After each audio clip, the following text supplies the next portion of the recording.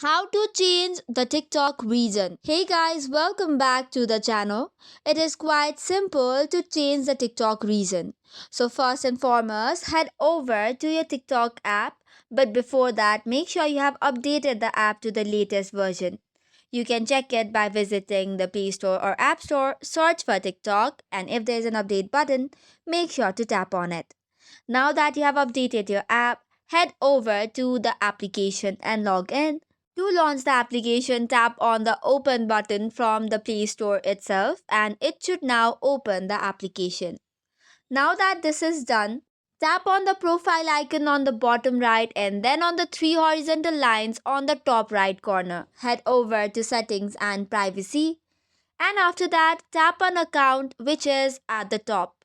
Once you tap on account, you will land to another page with a list of options. From there, select on account information and there you will see account region. Tap on it and select the region that you want to change into.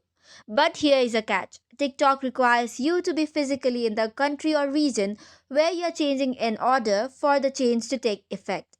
So if you are not currently in that region you want to select, the region may not be updated. So that is all for today's video. For more such contents, do not forget to hit the like and subscribe button. Thank you and keep watching.